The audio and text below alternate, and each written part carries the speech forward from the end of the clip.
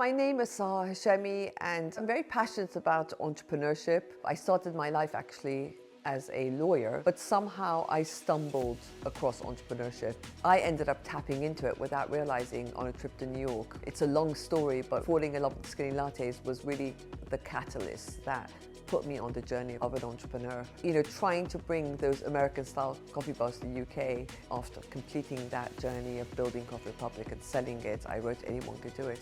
Because I just never realized that we all have a dormant entrepreneur within us that we need to tap into.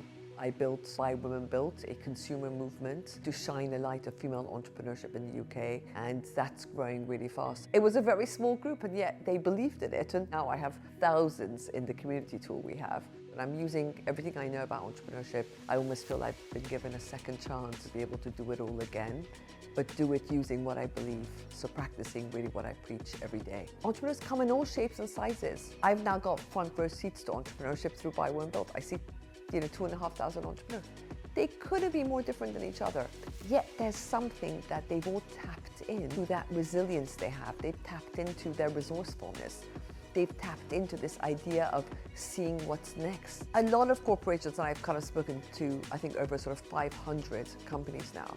And the buzzwords that sort of come out are very much, how can we encourage people to be bold, to be brave?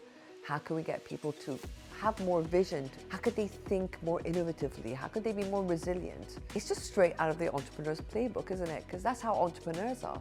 Why is it that entrepreneurs bring out all those qualities in them? And why is it that large companies don't? Why does it have to be forced? I think organizations need to realize that their culture is not set in stone.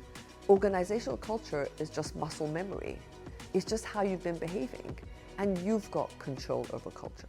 Companies that are really thriving achieve a balance between, the disciplines they need to run efficiently and not let customers down and not drop the ball. But how can they bring that energy? And it's almost two opposing forces. And the great leader is the one that brings a bit of both and meets somewhere in the middle. Big companies have so much talent, there's so much potential.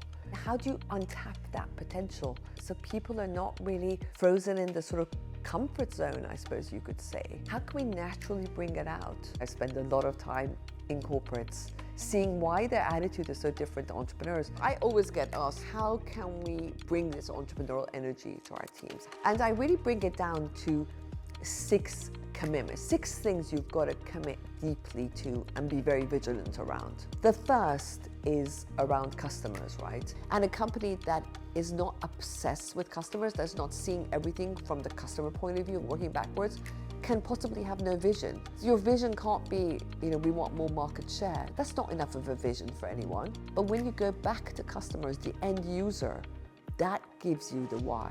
That gives you the fuel to ignite what you're doing. You will never be able to become your customer if you're too busy. So we go into the second commitment. I will make time in my diary. There's always the busyness comes up. People show me their calendars, chock-a-block, without realizing actually there's a bit of comfort in that. I'm busy, therefore everything is fine. But it's actually busy doing what? Who actually feeds this business is the customer in the outside. Does this diary allow you enough time to spend time in the external world where your customer is? So you're thinking about the customer, you've got to free up time to be out there. There's absolutely no point being out there if your mind is closed.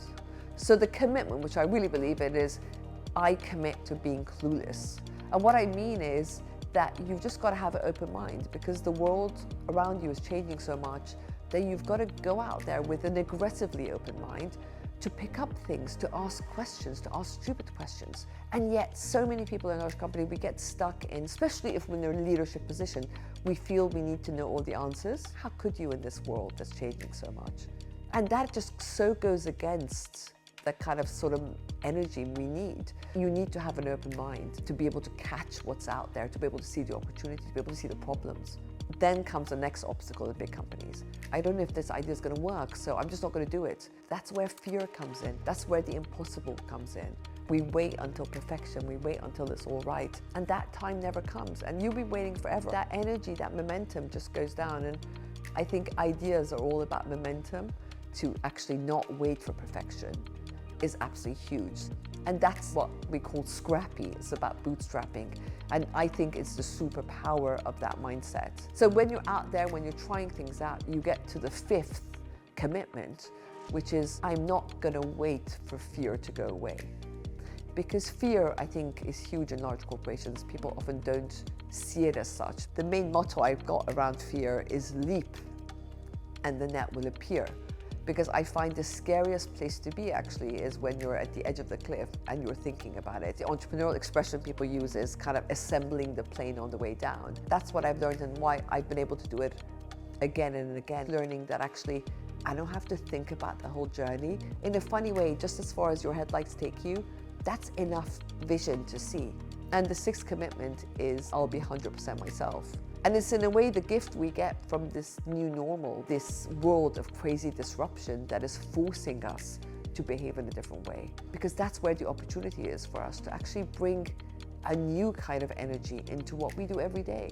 Why I believe in entrepreneurship so much is that it forces you to the limit where you're forced to use every single tool you've got. You're forced to dig really deep and bring it all out. You've got no comfort zone to fall back on.